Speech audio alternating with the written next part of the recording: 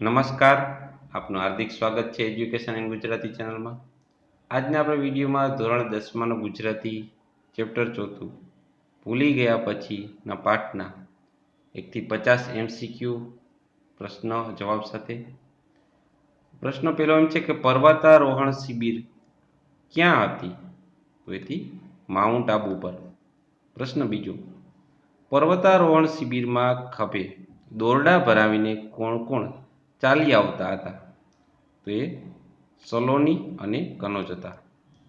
પ્રશ્ન ત્રીજો, મનીષાના બાળપણના સ્નેહીનું નામ શું છે? તો એ છે નરેન. પ્રશ્ન ચોથો, ભૂલી ગયા પછી નાટિકામાં કુલ કેટલા પાત્રો છે? તો એમાં કુલ છે 6 પાત્રો. પ્રશ્ન 5, મનીષા દેસાઈએ સુરતી કુટુંબને કોના હુમલાથી બચાવ્યું હતું? તો એ તો રીંછના હુમલાથી. પ્રશ્ન છઠ્ઠો, નરેને કઈ તાલીમ મેળવી હતી? એમને વનરક્ષકની તાલીમ મેળવેલ હતી. પ્રશ્ન 7મો, આબુમાં કોચ તરીકે સેવા આપનાર બહેનનું નામ જણાવો. તો એ હતું મનીષા દેસાઈ. પ્રશ્ન 8, ભૂલી ગયા પછી પાઠને આધારે સલોની અને નરેનભાઈ શા સગા થતા હતા? તો એ મામા ફોઈના ભાઈ બહેન થતા હતા.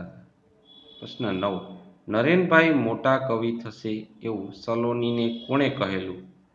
એવું એનું સલોનીના મમ્મીએ સલોનીને કહેલું. પ્રશ્ન 10, નૈસર્ગિક સૌંદર્ય પાછળ તમે ગાંડા હતા. આ વાક્ય કોને કહે છે? તો એ સલોની નરેનભાઈને કહે છે. પ્રશ્ન 11, નૈસર્ગિક સૌંદર્ય પાછળ કોણ પાગલ હતું? તો એ હતું નરેન. પ્રશ્ન 12, નરેન આબુમાં કયા પદે નોકરી કરતો હતો? તો એ તો વન અધિકારીના પદે. પ્રશ્ન 13, નરેને ફોરેસ્ટ ઓફિસરની તાલીમ લીધી કારણ કે શું કામ લીધી? કારણ કે તે નૈસર્ગિક સૌંદર્ય પાછળ ગાંડો હતો એટલા માટે. પ્રશ્ન 14, રીંછ માણસને જોઈને શું કરે છે? તો એ જનૂનથી પ્રતિકાર કરે છે. પ્રશ્ન 15, નરેન લગ્નના માંગા પાછા ઠેલતો હતો કારણ કે તે જે કન્યા પર કવિતા લખતો એ લગ્નની ના પાડી હતી. એને લગ્નની ના પાડી હતી એટલા માટે. પ્રશ્ન 16, સલોની કોનો ફોટો નરેનને બતાવે છે? તો સલોની છે એ મનીષાનો ફોટો નરેનને બતાવે છે. પ્રશ્ન 17, કુમારી મનીષા દેસાઈએ કયા મુદ્દા ઉપર ભાષણ આપેલું? તેમને નાજુક વ્યક્તિ ખડતલને નિર્ભય થઈ શકે છે એના ઉપર ભાષણ આપેલ છે. પ્રશ્ન 18, ના સલોની એ કૌંસમાં મનીષા ન હોય એમ નરેન સલોનીને શા માટે કહે છે? કારણ કે આંખો મનીષાની છે પણ સૈનિક બાળા જેવો યુનિફોર્મ મનીષાનો ન હોય એટલે એમ ના પાડતો હતો. પ્રશ્ન 19, શી ખાતરી થાય તો નરેન મનીષાને અભિનંદન આપવા માગે છે? તો નાજુક મનીષા ખડતલને નિર્ભય થઈ હોય તો એને અભિનંદન આપવા માગે છે. પ્રશ્ન 20, સલોની ફોટા ઉપરથી મૂળ વસ્તુ કોને કહે છે? તો એ મનીષાને એ વસ્તુ કહે છે ફોટા પરથી. પ્રશ્ન 21, નીચેનામાંથી કયું વાક્ય નરેનનું નથી? તો એ 5 વાગ્યે અમે તાલીમ માટે નીકળી જઈએ છીએ. આ વાક્ય નરેનનું નથી. પ્રશ્ન 22, નરેન અને સલોનીની ઉંમર સરવાળા કરતાં વધુ ઉંમર કોની હતી? તો એથી ગુલમોહરની.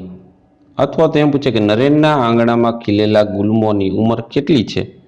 તો એ નરેન અને સલોનીની બંનેની ઉંમરના સરવાળાથી પણ વધારે જેટલી. પ્રશ્ન 23, હવે કંઈ બાકી છે? ખાતરી કરી લેવામાં. તો એ સલોનીના આ ઉદ્ગારનો નરેને શો ઉત્તર આપે છે? તો એને કહે છે કે હા, મૂળ વસ્તુ મનીષાનું મન.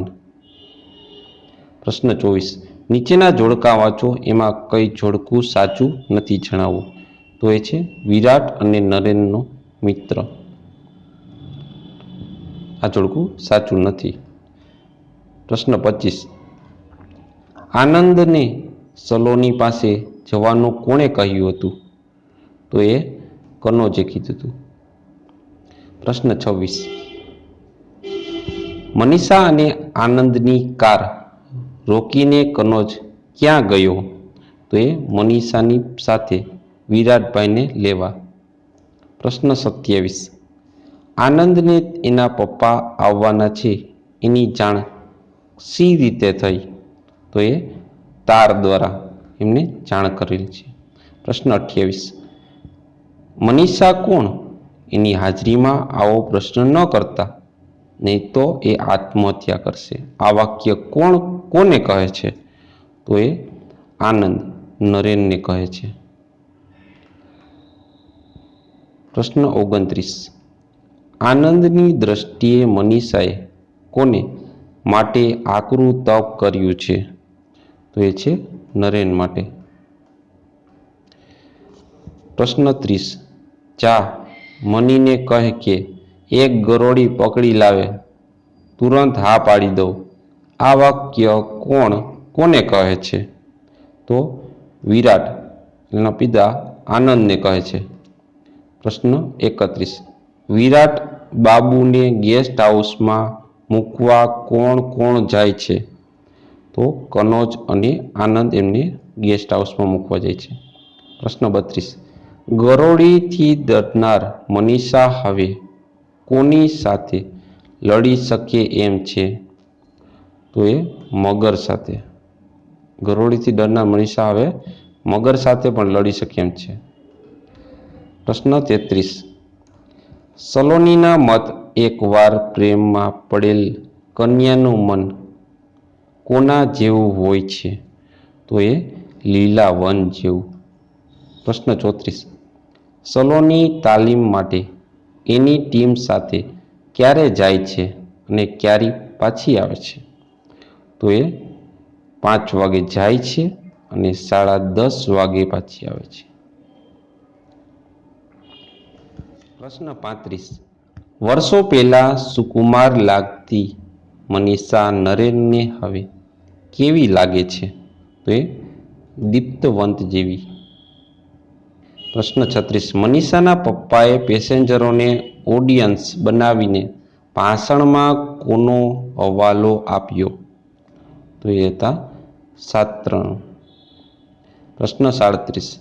મનીષાના પપ્પા બસ સ્ટેન્ડ પર કોનો શેર બોલ્યા?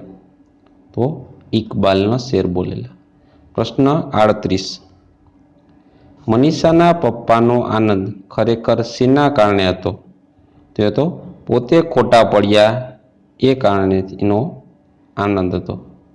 પ્રશ્ન 39. માણસ આકાશના તારાને ફૂલની જેમ વીણી શકે છે. આ વાત કોણ કહે છે? તો એ છે વિરાટ. પ્રશ્ન 40. મનીષાના પપ્પા શું હતા? તો એ હતા શિકારી. પ્રશ્ન 41. મનીષાની માતાના હૃદયના ધબકારા સાથી દર્દ બની ગયા હતા, કારણ કે વાઘની છલાંગ જોઈને એના ધબકારા હતા એ દર્દ બની ગયા હતા. પ્રશ્ન 42. રોજના અનુભવે મનીષા પ્રકૃતિને શું માને છે? તો એ વરદાત્રી માને છે. પ્રશ્ન 43. વિરાટ કૌંસમાં પપ્પા નરેનને કોના ઉપર કવિતા લખવાનું કહે છે? તો એ પોતાના ઉપર જ કવિતા લખવાનું કહે છે. પ્રશ્ન 44. દુઃખી માણસ સુખી વિશે લખે તો સાચો અર્થ ભાગ્યે જ પ્રગટ થાય. આ વાક્ય કોને કહે છે? તો નરેન વિરાટને કહે છે. પ્રશ્ન 45. નીચે પાત્ર અને પંક્તિના જોડકા આપ્યા છે, એમાં કયું જોડકું સાચું નથી? તો નરેન, મને હતું કે આ સ્વરૂપે જોઈને તું મને ફેટી પડશે. આ વિધાન સાચું નથી, જોડકું સાચું નથી. પ્રશ્ન 46. પપ્પા, એમનું દુઃખ દૂર કરવાનો ઉપાય તમારા હાથમાં છે. આ વાક્ય કોણ કોને કહે છે? તો એ આનંદ વિરાટને કહે છે. પ્રશ્ન 47. નાટ્યના અંતે ધ્વજ પ્રકાશને જળર કસુંબી પ્રેમ શૌર્ય અંકિત આ પંક્તિ કોણ ગાય છે? તો એ વિરાટ બાબુ ગાય છે. પ્રશ્ન 48. ભૂલી ગયા પછી નાટિકા રઘુવીર ચૌધરીના કયા નાટ્ય સંગ્રહમાંથી લેવામાં આવેલ છે? તો છે ત્રીજો પુરુષમાંથી. પ્રશ્ન 49. 2015નો સર્વોચ્ચ જ્ઞાનપીઠ પુરસ્કાર કયા ગુજરાતી લેખકને એનાયત થયો હતો? તો હતો રઘુવીર ચૌધરી. પ્રશ્ન 50. ભૂલી ગયા પછી કૃતિનો સાહિત્ય પ્રકાર જણાવો. તો એ છે એકાંકી પ્રકાર. તો આ હતા ચોથો પાઠ ભૂલી ગયા પછીના MCQ, જે તમારી આવનારી પરીક્ષા માટે અગત્યના બની રહેશે. તો જોતા રહો એજ્યુકેશન ગુજરાતી અને શીખતા રહો. થેન્ક યુ, આભાર.